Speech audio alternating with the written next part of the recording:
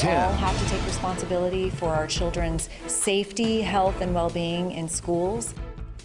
Now at 10, a mother lost her young son at the Sandy Hook school massacre 6 years ago. Now she is in the Bay Area combating gun violence. She says her grief is forcing her to take on a new positive purpose. Good evening, everybody. I'm Pam Moore. And I'm Ken Wayne. Students in Livermore schools of all grade levels will now be taught Scarlett Lewis's emotional curriculum. KRON4's Gail Ong is live at the Bankhead Theater in Livermore, where a presentation was held. And Gail, what can you tell us about this program? Ken and Pam, it's an unbelievable story. This woman turned her grief into something positive. Now, the presentation just ended about an hour ago, and that's where she shared her story of survival and from tragedy. Scarlett Lewis knows the heartache of a mass shooting. She lost her 6-year-old son, Jesse, at the Sandy Hook school massacre 6 years ago.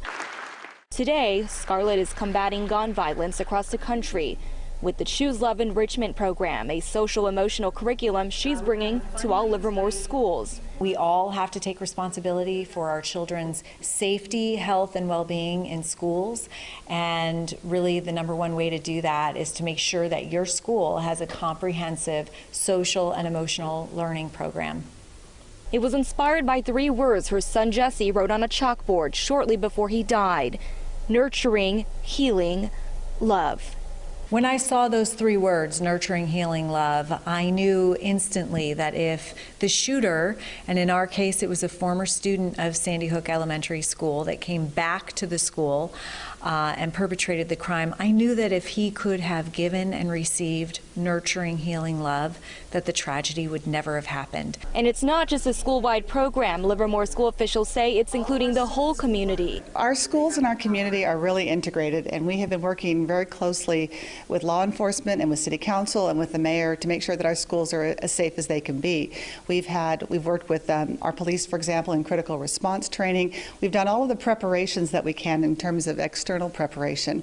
And so now we're recognizing that we need to go deeper, which is where Choose Love fits in.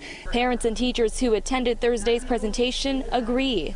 Given some of the political climate and some of the things that have been happening recently, especially with school shootings and things, I think focusing on choosing love instead of choosing other things that might be more harmful is a positive choice.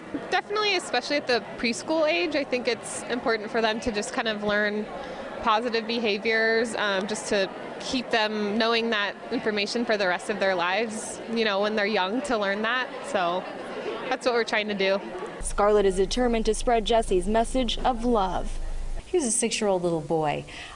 We all have the courage that Jesse showed. We just have to be aware of it, and we have to practice it. And this program is a great opportunity for students and educators alike to practice their courage.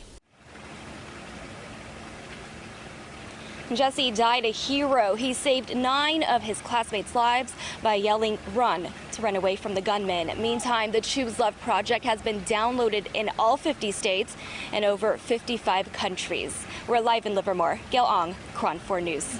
Gail, thank you.